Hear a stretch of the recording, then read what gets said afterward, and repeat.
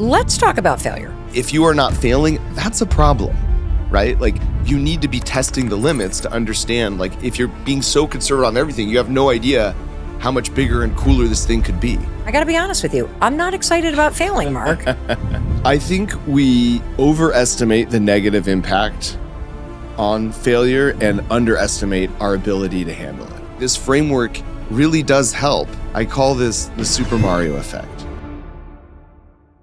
But I have not really talked about this publicly, Mel, but can I give you a big bombshell here? Sure. We're doing this thing. It's gonna cost about $55 million to make, and then we're gonna make it free for all teachers. Are you kidding me? I just feel like teachers,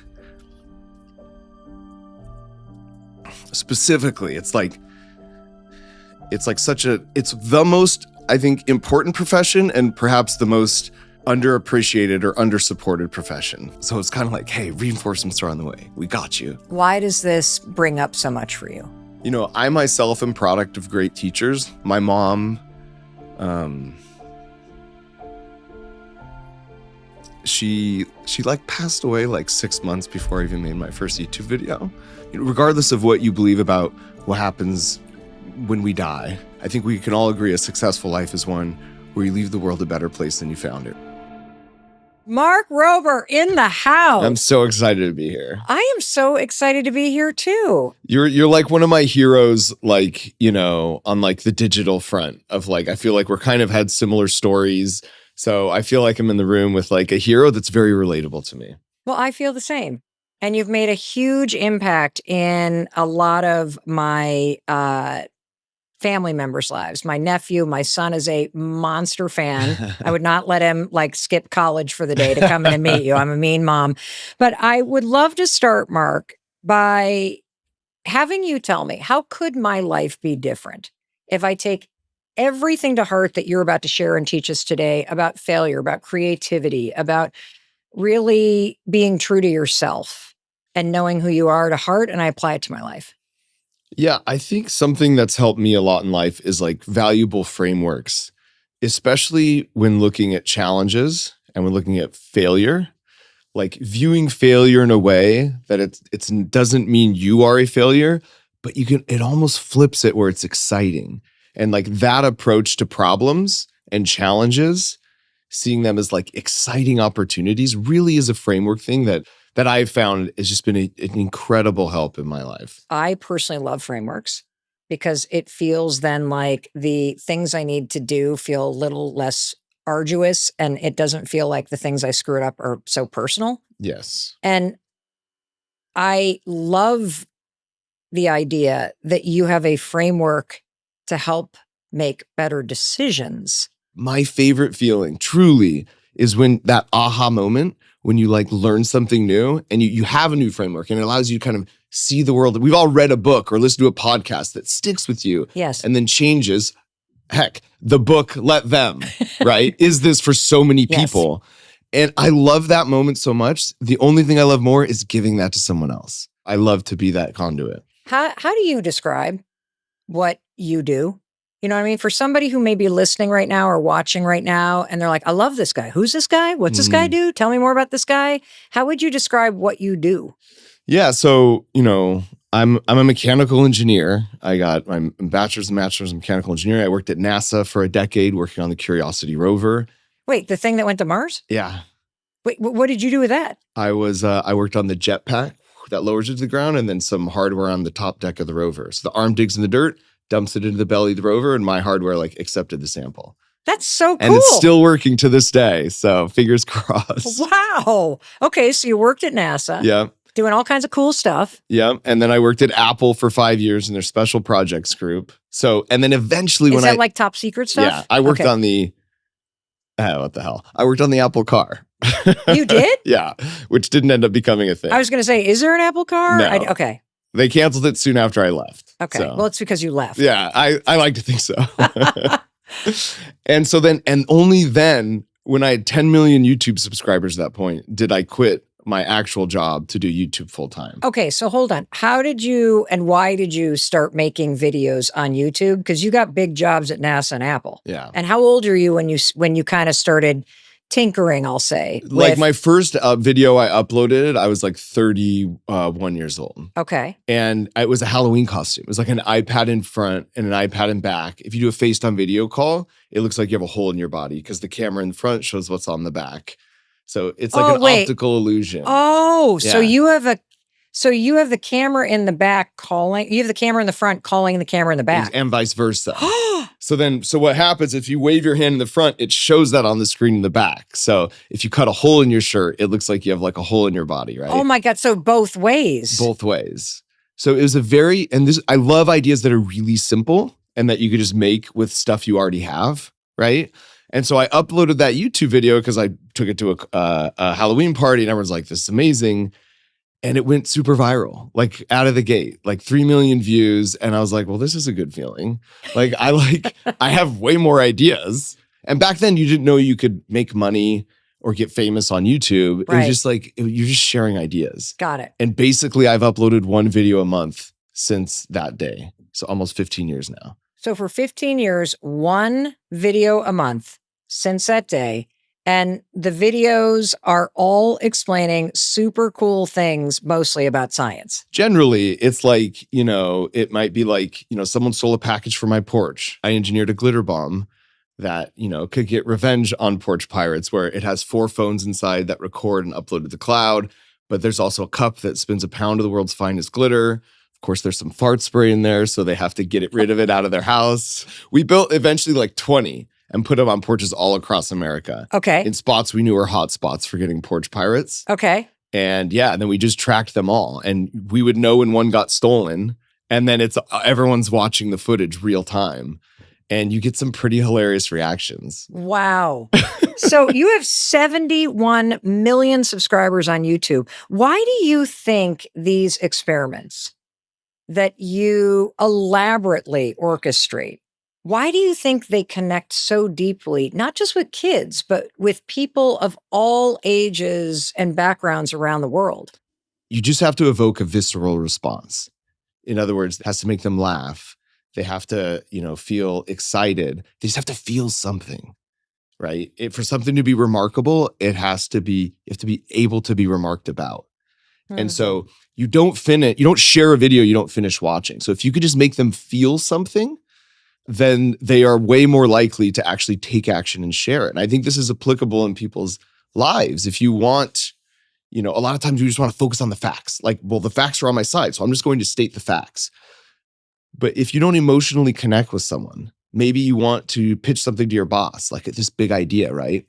Maybe you want to apologize to your partner or your kid. Like if the emotion's not there, it doesn't cause that shift in the heart. And we survived long before written to tell stories to each other. And so it's in our DNA to resonate with stories. And I think this is very applicable for people's lives, of just like leaning into the story and the emotion of a thing, just for interpersonal relationships. Like your apologies will be accepted faster and more earnestly. You will find that you can, pitch ideas to coworkers, even just like, where are we going to eat, right? You're more influential if you can remember that we are hardwired to tell stories. So if you don't think you're a good storyteller, or you're like a really shy person, is there any advice that you have about how you can use this framework of thinking about the emotion? Or I love that thing that you said, to be remarkable, you have to have people remark about you. Yeah. And telling somebody a story or moving them emotionally or getting them excited about something is what makes people remark about you. Mm-hmm. So how could somebody think about storytelling as a tool to use to prepare for anything, whether it's a date or it's a job interview or it's having a hard conversation or it's trying to go viral, making your next video? The biggest downside, especially as an engineer, I get this, is to focus on the facts. Let's say you're selling a thing. It's like, well, my processor has 20% more gigahertz. People don't care. It's just a spec sheet, right? Yep. They want to know how this will make them feel. So I think part of it is like empathizing with the other person you're talking to and putting yourself in their shoes and understanding from their perspective what would feel meaningful to them.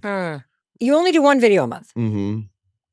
When you are sitting down to think of the idea, are there particular like check boxes that you go through? Because one of them has to be, what emotion are we evoking? What story are we telling? Like, is there a framework you use that helps you architect the type of experiment that you're going to do, or how you're using kind of this? How do I evoke something? How do I engineer a story that creates emotion for people? What I do is I like to say like hide the vegetables. So What does that mean? Oh, you mean like blend them? What are you talking about? no. Yeah, that's all I'll say. So at the end of the day, my goal is to reach as many brains as possible with this story of like learning how to think critically, to be curious, to embrace failure, thinking like an engineer, even if you're not an engineer, right? Like that is my North Star. So the way I do that is hiding the vegetables. So I might have a video that's like a 15-ton Jello pool, which is very hard to do, by the way, Mel. 15-ton Jello pool? That's right. Is that like a swimming pool full of Jello? Yes, that weighs 15 tons. Which no one has literally ever in the history of the internet actually pulled that off. Like we were the first because we had to go to like, because Jello, you have to boil it and then you have to cool it down. Yes. So I went to the perfect spot in the United States where overnight it would get to refrigerator temperatures. We boiled it in like 6 huge, 55-gallon drums. It took a full week. I lost 10 pounds because I was so stressed out, but we pulled it off and you could see someone belly flopping in a pool of Jello. That's a very clickbait title and thumbnail. Okay. But once you click on the video, Mel, this is where I get you, because pretty soon you're learning about chemistry. You're learning about the scientific method. You're learning about like the variables we controlled, right? So it's like, I can't teach you if I don't have your attention. So by teaching science in this way, via spectacle, you come in, you get hooked. You're like, wait, what? And so that's what I really do is like, I get your attention, I hide the vegetables. And this is actually something, I have not really talked about this publicly, Mel, but can I give you a big bombshell here, a big announcement here? We're taking all the tricks I've learned over this 15 years of hiding the vegetables, of teaching science in a way that's exciting. Yeah. Like kids and adults are choosing to watch these. We're in this on the YouTube. There's so many other options they can click on. Right. So we're going to make a full science curriculum. You are? 3rd to 8th grade. This includes really cool videos, includes a lot of their favorite YouTubers that they already watch. Oh my gosh. It includes resources for teachers, it includes really cool demos they can do in class that are very inexpensive. It also adheres to all the science standards. And then we're going to make it free for all teachers. Are you kidding me? No, it's going to cost like it'll take about 3 years total. We're about a year into it. And I just feel like teachers specifically, it's the most, I think, important profession and perhaps the most like underappreciated or undersupported profession. So especially to these teachers who are like paying their own money for curriculum that's like terrible. So it's kind of like, hey, reinforcements are on the way. We got you. We're coming with this really cool thing. So that I think will be like the most important thing I do like my whole life. We're really excited about it. I can see how emotional it makes you. Yeah, I'm really, really excited about that. Why does this bring up so much for you? I myself am product of great teachers. My mom, she like passed away like 6 months before I even made my first YouTube video. And she didn't even go to she barely graduated high school, but like she's had more impact on my life than anyone by a very comfortable margin, which honestly, I almost think is a beautiful thing where you like never really know the full measure of your life, like the impact that you have, regardless of what you believe about what happens when we die, right? I think we can all agree a successful life is one where you leave the world a better place than you found it, right? And the impact you have on others, you'll just never really know. And I almost think it's beautiful that she had no idea that like what happened just right after she passed away, where I started getting all this reach. And now like I'm trying to reach as many brains as possible. And basically what she did for me and what other great teachers did for me, like that's what teachers are. They're seed planters. So if we want to invest in the future of, the world, there's big problems coming down the pipeline, Mel. This is an all brains on deck situation, right? It is. So we should be investing in the seed planters, those who are creating the next generation of big problem solvers. And so just this idea of like supporting and celebrating them and just like saying thank you, and also just putting a thumb on the scale that's like, this is a cool profession and people should aspire to be this. Like my dream job, truly, and I've said this for a decade, is to be like a middle school or high school science teacher. Like honestly, I thought by now I would be retired and I would just be doing that as a volunteer. And then what I realized is like, by the way, I still want to do that. Like that is still going to be what I do eventually, but I can have more impact using the platform that I have by supporting other teachers in the meantime. Well, I'm so moved. I didn't think I'd cry talking to you, honestly. I kept thinking you would be my dream science teacher for my kids. I mean, and I'm sure as you're listening or watching this, you're like, man, I wish Mark was my kid's teacher. And what occurred to me is that your mom is clearly with us and that you actually are the world's science teacher. That is what you're doing. You just happen to have the largest science classroom in the world. No, really. That's what you're doing. Yeah.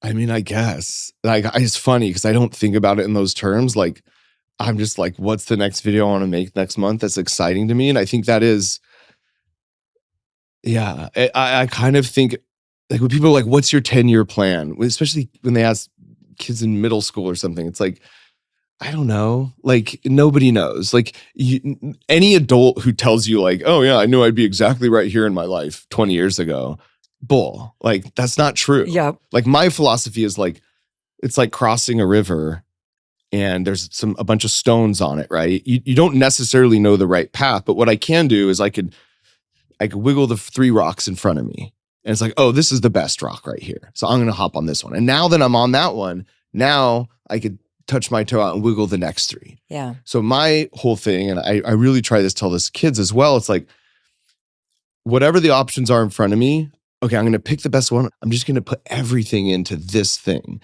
And then once you do that, now suddenly, guess what? Like 4 more doors open. And now choose the best one from there, right? And now there's 7 more doors. And so like, if you're 15, you don't know what you want to be when you grow up, what makes you excited? Do you love to draw, right? Just draw a ton and get as good as you can be, right? Do you love to write? Well, then just write as much as you can, right? Talk to other folks, learn more about that. And I just like, a life where you just follow your passions is one that just very naturally just feels very, very fulfilling. And so when you say hey, you're in a position, you're the world's science teacher, it's like, I don't know, I guess I'm not looking at that, Mel. Yes. I'm looking at the rock in front of me. Yes. And then, yeah, sometimes you zoom out and you're like, oh, holy crud, like 71 million subscribers, Yes. and 20 billion views on science videos. Yeah, that is a lot. But it's like, I mean, my team will tell you, like, we'll release a video and they're like, oh, the video's great. I'm like, wait, what? I'm already on the next thing. Like, no, we got more work to do. I want to pause on this because I think you actually just shared a story that has the absolute secret to success in it. And that is that if you focus on something that is truly tied to something you deeply care about, and you are also focused on the impact that it can have on somebody else, right? And so you talked about evoking emotion and setting up a story. We're all like, oh, world's biggest Jell-O thing. This is cool. But you're hiding the vegetables in it. So you've become a master at the craft of teaching science, but you have never lost focus on the one lesson in front of you, the one rock, as you say. And that's the secret, because the second you pick your head up and go 2 billion views and this, that, and the other thing, you're now no longer looking at the actual thing that you loved doing, Yeah. you're looking at the wrong data. Yeah. Let's talk about failure. Yeah. Because you've built your career on experiments. Mm-hmm. And at the very beginning, you said that there is a framework Mm-hmm. that you could teach us about failing Yeah. and getting excited about failing. And I got to be honest with you, I'm not excited about failing, Mark. Yeah. So I think what I found over time is like, this started, the first time I noticed this, I was trying to make a dartboard where you get a bullseye every time, where you could throw a dart, it would track the dart through the air, it would predict where it would land, and then it would move the dartboard in 400 milliseconds. No way. That's less than a blink of an eye. Wow. And that video took me 3 years to build that. And there were a lot of setbacks, Mel. There was a lot of moments where it's like, oh, we thought this would work, but it doesn't. And what I realized is like at no part in any of that was I like, I'm a failure. This is the worst. I want to give up. It's almost like with each setback, I was more and more determined. I learned one more way not to do it. And what I realized is it's like a video game. Okay. I call this the Super Mario effect. Okay. In any video game, there's an objective or a goal. Like you have to rescue the princess from the castle or get a certain amount of points. But there's obstacles in that way. Okay. There might be pits, there might be bad guys. And if you die, you go back to the beginning and you just keep trying. And over time, you get better and better. And you learn to avoid the obstacles better and better. Super Mario Brothers, you're just trying to pass the level. And on that level, there's pits that you could fall into. Yep. There's sliding green turtle shells. There's lots of ways that you could die. Okay. Right? But no one ever picks up that controller for the first time and falls into a pit and is like, I'm such a failure. Like, I'm an idiot. How embarrassing. I'd never want to play this again. No. Instead, you're like, oh, crud. Okay, there's a pit there. I got to remember that. Next time, I'm going to come a little faster. I'm going to jump a little earlier, right? And so by having this attitude toward failure, by focusing on rescuing the princess from the castle, the focus is on the princess and the goal in mind. You focus on the win, right? You're not focused on the failures. And that doesn't mean it doesn't sting, right? On level 8-1, there's this huge pit you have to jump over and land on this tiny little platform. It's really hard to do. And you've made it all the way there. And then you die and it stings, Mel. It still hurts. It's not this Pollyanna attitude of like, oh, well, everything's good. Well, and even the sound at the end when you die is like, oh, yeah. Yes. Right. It's very sad, even the sound. But it stings. But you're immediately like, what did I learn? Now I'm going to try this again because I now know one more way not to attempt that jump. How do you use this when a lot of the failing that people need to do is in front of other people, or you might get negative feedback, or people might comment on your video, or you might look stupid at work? Do you see what I'm saying? So like what would you say to the person that's like, okay, I can do that with a video game, but I still can't talk at work? I think we overestimate the negative impact on failure and underestimate our ability to handle it when we're imagining towards the future of this failure thing. And I think it's a repetition thing. Like, I get that. I hate public speaking, and it's a goal of mine right now. It's one of my Super Mario level things I'm working on. And what I'm finding is just the more reps I do it, the more times I do it, you do normalize to it. Yeah. So I think like I get that fear, and I recognize that it is different when you're in front of other people.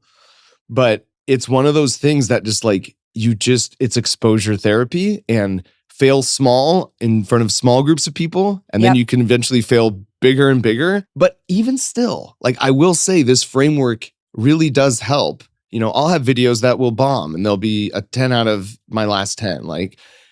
And it stings. It's like falling in that pit, but it's like, oh, you know what though? This kind of makes sense because we started a little differently and we did it this way. And so immediately just the way my brain works, and that's a big failure, Mel, in front of a lot of people. Yeah.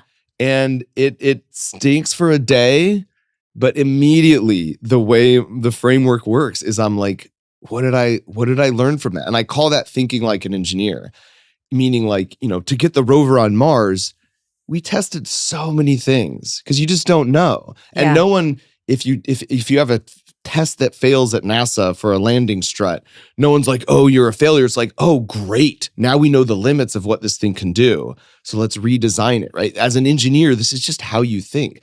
Like, if you are not failing, that's a problem. Yeah. Right? Like, you need to be testing the limits to understand, like, if you're being so conservative on everything, you have no idea how much bigger and cooler this thing could be, right? Each time you fail, you are learning something. You're learning one more way not to do it.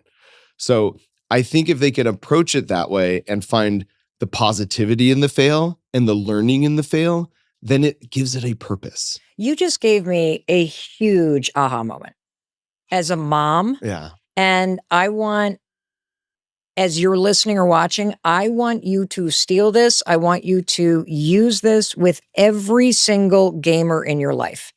Because I think one of the things that I got very wrong is you tend to attack the gaming because you think the person in your life who's good at gaming or loves gaming is avoiding life by gaming. And I just realized I missed a huge opportunity as a parent because Oakley was only gaming as much as he was because he was good at it.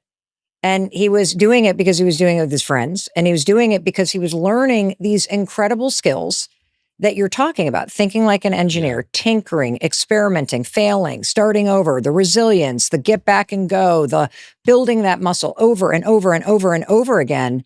It's evidence that they have resilience. It's evidence that they can experiment and fail and learn. It's evidence that they can figure it out. Trying it and then learning. Yes. And by the way, you shouldn't just nail it right out of the gate. Like, I think that's what people expect, right? Well, if I'm good at it, you don't expect that in a video game. Why would you expect that in life?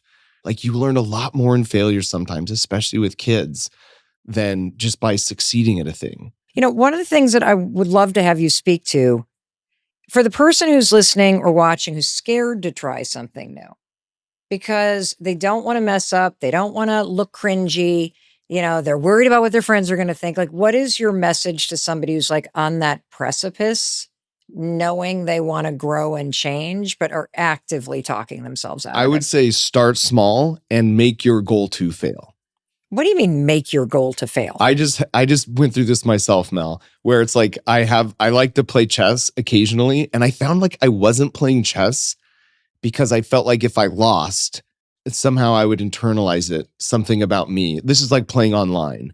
And I'm like, what am I doing? So I made a goal that I want to lose 10 games. What? I love this. This was my goal. Do you know I'm starting to learn chess? Oh, and really? I feel really stupid. And so I played once with Oakley. He smashed me. And then I'm like, okay, I don't want to play with anybody else because I don't want to look dumb. So it's your goal to lose 10 times in a row. 10 times or just 10 times like it doesn't necessarily need to be in a row, but just like, hey, I'm going to play these games and like I check a box. I win when I fail this many times. And that just resets everything, right? And it totally worked for me because now then I exposed myself to losing more, and now I don't even think about it. And I don't internalize it as a negative thing. And now I'm enjoying and playing way more chess. So like, if you're nervous about speaking up at work, you know, maybe it's public speaking, maybe dating, an interview. It could be an interview. Maybe you love to draw and you want to make a YouTube video talking about it. Just make your goal, let's say for the YouTube case, just to make 10 videos. Don't think anything about views. Don't think anything about any sort of metrics. Go for 0 views? Yeah, go for 0 views, right? Like, your W is just getting it up and starting to flex that muscle. And it's just like anything in life, it's exposure therapy. And the more you're exposed to it, the better you get. You build those muscles, right? It's just like training in a gym. Those muscles get stronger, you get more adapted to it. And then you look back at where you were a year ago and you're like, oh man, I can't believe I was ever worried about this. Well, here's what's genius about that, Mark, is that I think there's a lot of talk about how failure should be the thing we go for. But what you just did with that framework is you said, no, the goal is to fail. Yeah. I love that. It's so subtle, but it's a really genius way to do it. Just get the pressure off yourself, right? Yes. And understand that will happen and don't try and avoid that thing. So, Mark, one of the things that is just your genius is that you make science and learning and failing so fun, and humor and silliness is kind of part of the formula. Sure. I know that you brought something to show us. Oh, yeah. So here's an example of just a very simple demo. I'll pull up that's down. Okay. So he's reaching down right now if you're not watching on YouTube, but you're probably going to want to watch this on YouTube at some point. You've got you got a hairdryer. Yes, this is just a simple hairdryer you'd have at home and just a ping pong ball. Yeah, okay. So what I'm going to do, Mel, I'm going to turn this on. And the ping pong ball is levitating in this hairdryer.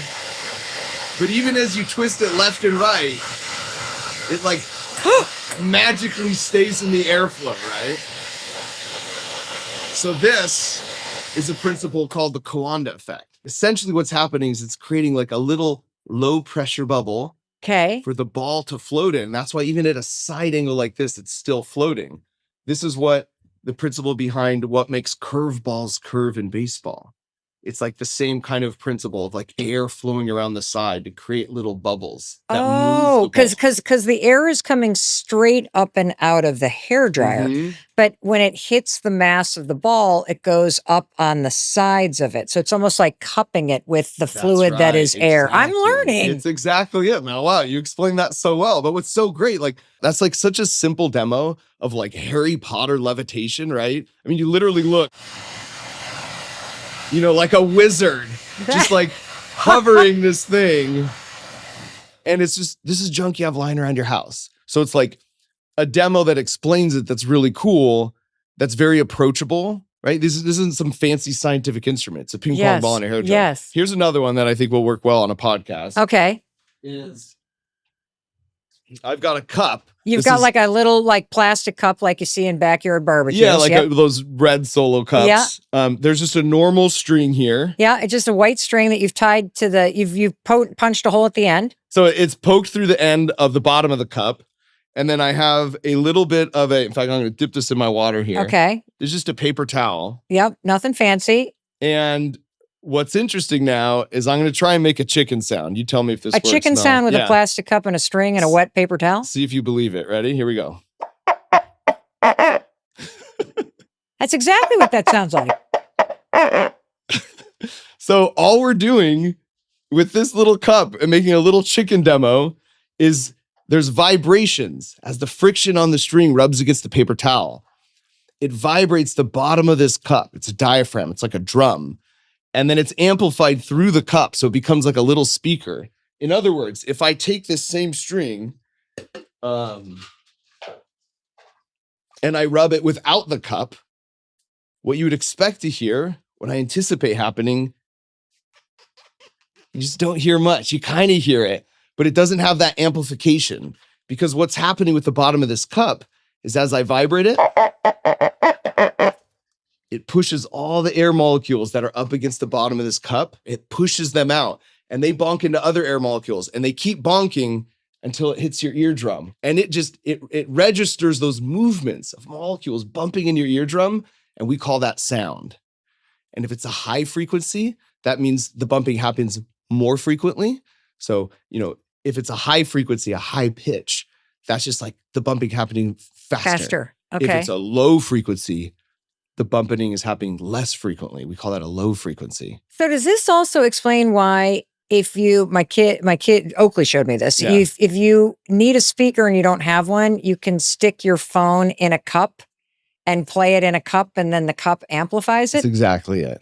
That's right. Whoa. It concentrates the air molecules all pushing together in the same direction to eventually hit your ear.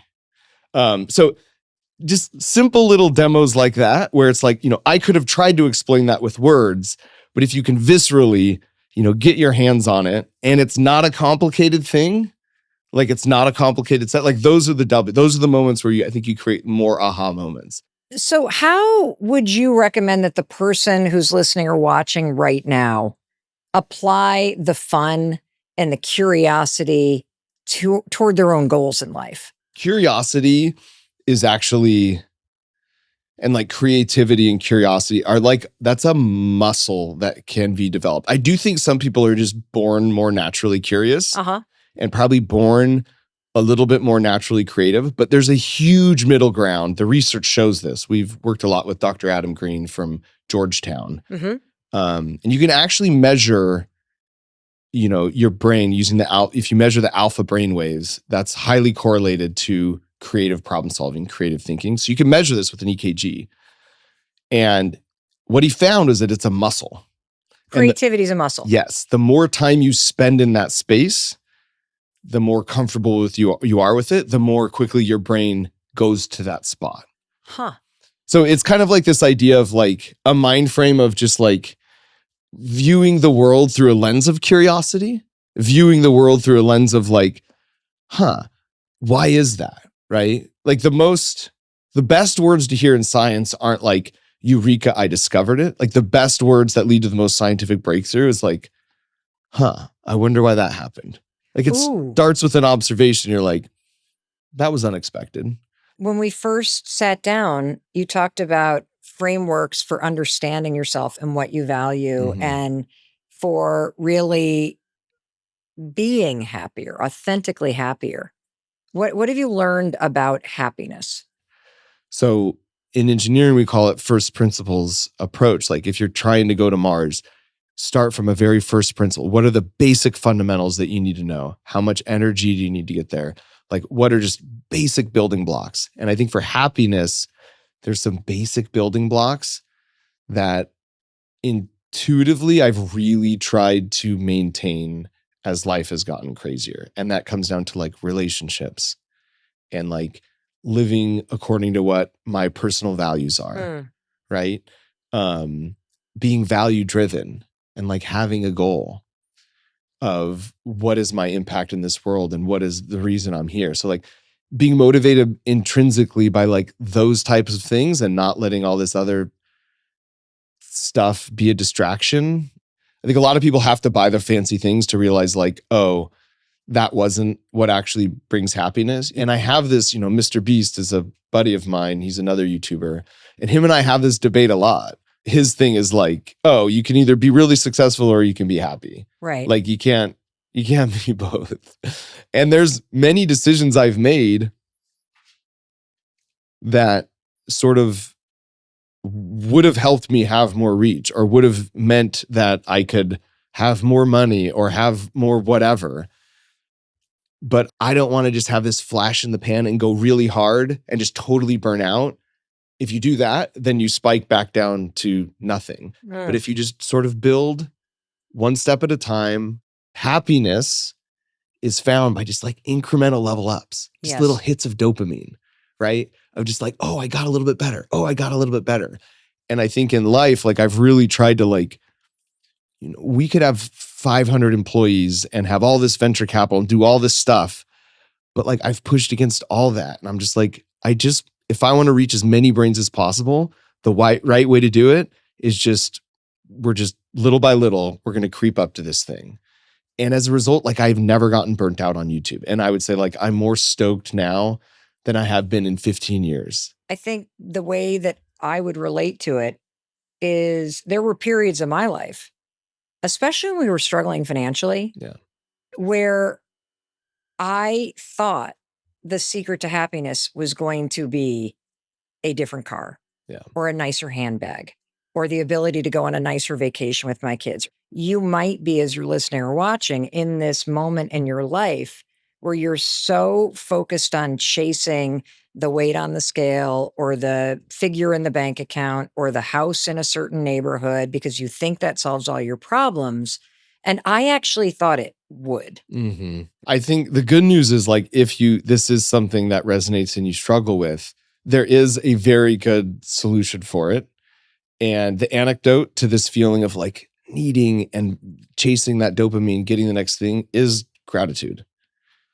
So, this is why sometimes you hear like having a gratitude journal or like before you go to bed each night, like literally writing down 3 things that happened that day that you were grateful for.